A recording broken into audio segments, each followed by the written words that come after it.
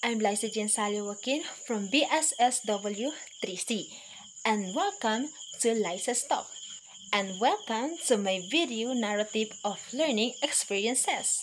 And my chosen topic is the Lesson 1, Communication and its types and components.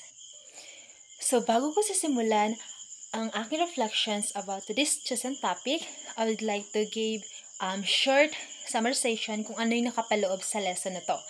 So first, as dito, diniscuss the different definition of communication came from the different cited sources such as the Merriam-Webster, Business Dictionary, Oxford English Dictionary, American Marketing Association, Cambridge Dictionary, and also stated by the National Association of Social Workers, or also known as the NASW, the importance of effective communication in the social work code of ethics.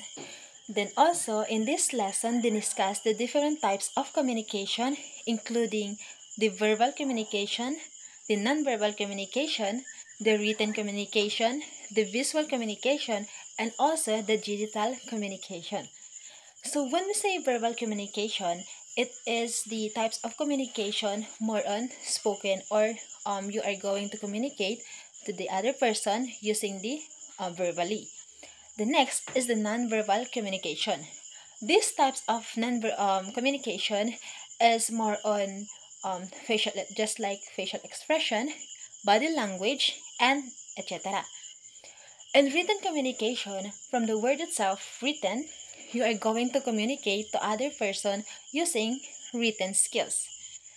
While the visual communication, it is the types of communication more on you are going to communicate with other person using the different presentation such like the images and others.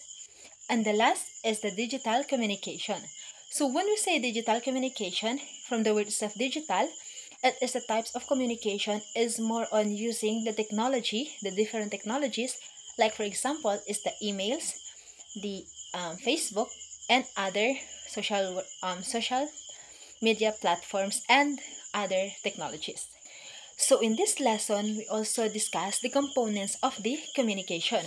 So first is we have the sender, the message, the channel, the receiver, the feedback, the noise, and the context. So when we say the sender, it is the person who initiate the conversation first. The message, it is the information or idea that you want to convey to the other person. The channel, it is the medium or instrument or ways in order to convey the message.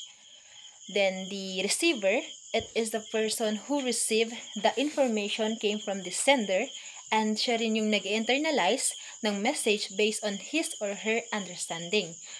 So next is we have the feedback. The feedback, it is the response of the receiver, and dito rin malalaman kung naintindihan ba ng receiver ang message or information na galing sa sender. And the next is the noise. So when we say noise, it is the distractions or barriers na pwedeng nakaka-affect sa information or idea na galing sa sender. The last is the context. So when we say context, it is the situation or environment kung saan nagaganap ang isang conversation.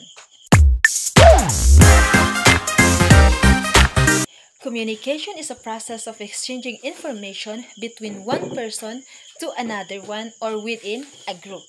So dito is natututo both the sender and the receiver of the information or the message because of the process of the so-called conversation. So communication also is a way kung saan nagkakaintindihan ang bawat tao.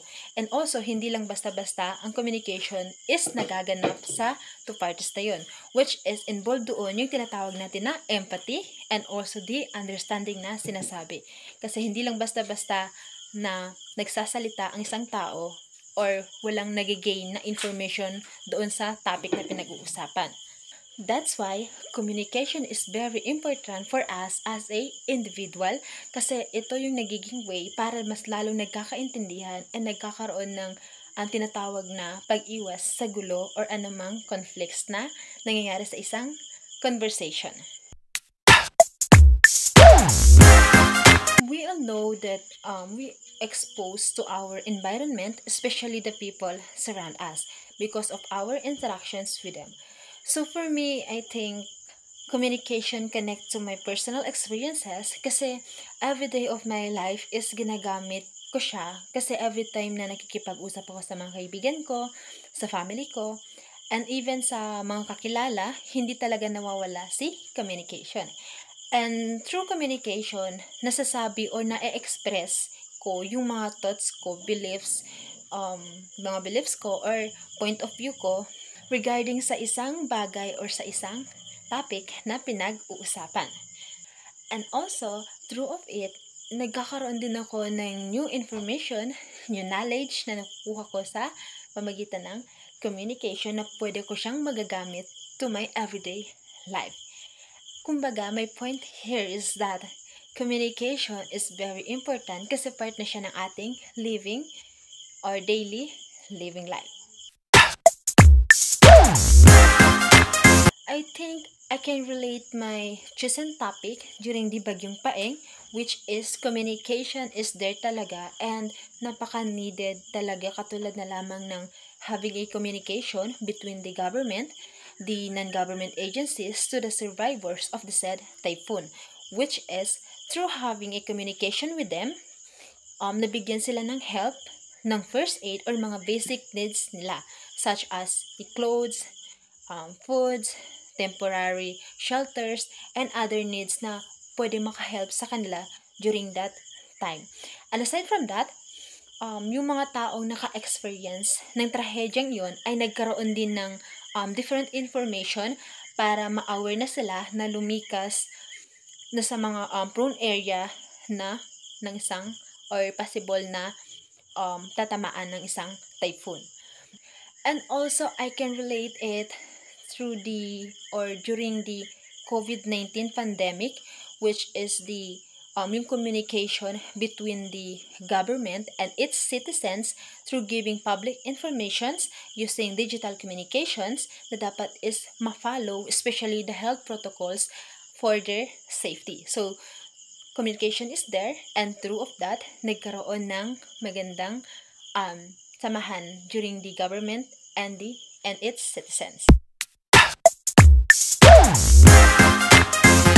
For me, it's about the importance of knowing and having an awareness about the different types of communication, more specifically about the nonverbal communication, which is even a simple actions can affect others and informations. So for me, it's so very interesting kasi not all the time is masasabi nating nagkakaintindihan tayo ng ating kausap. There are some people kasi na hindi aligned yung sasabi nila sa kanilang actions na pinapakita. So that's why for me, it's very interesting yung topic or having an insights about the nonverbal communications. Kasi magagamit natin yun siya sa future na or kung especially to our daily life na meron tayong mga kausap na sa tingin natin is hindi sila nagsasabi ng totoo.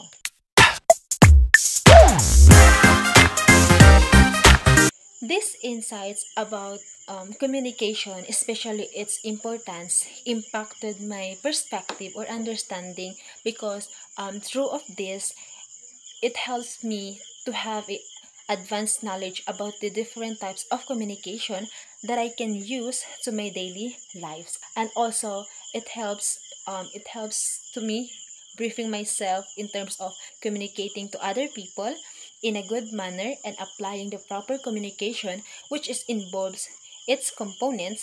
And also aside from that, these insights has brought a big impact to my perspective through knowing about the process of sharing information and also the transmission of the information from one person to another.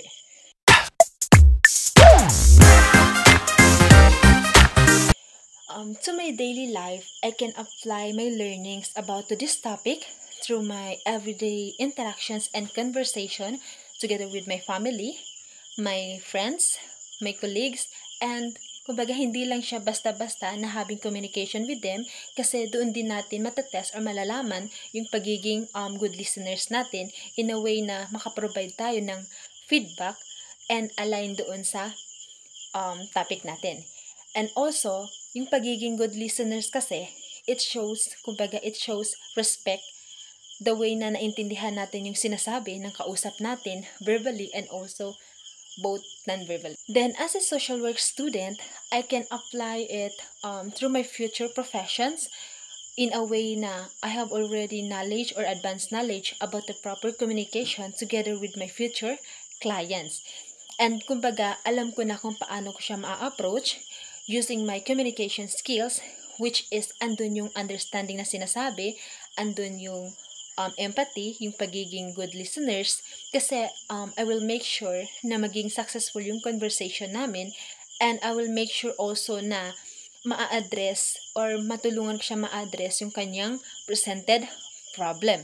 And also, matututo rin siya in a way na magkakaroon siya ng new information, knowledge about on how to develop his or her social functioning.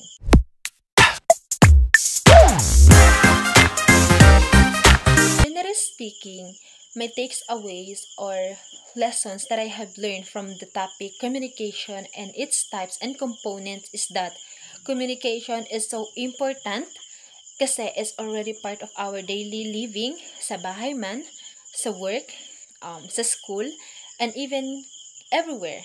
Nandoon si communication. Part na siya ng ating daily lives.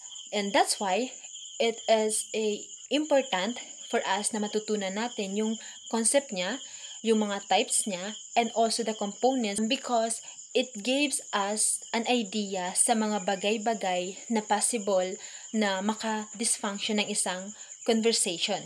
And aside from that, it also helps people to understand each other and gain information or ideas to the specific topic, and also it helps to build rapport or having a good relationship or having or maintaining the good relationship kasi nandoon si communication.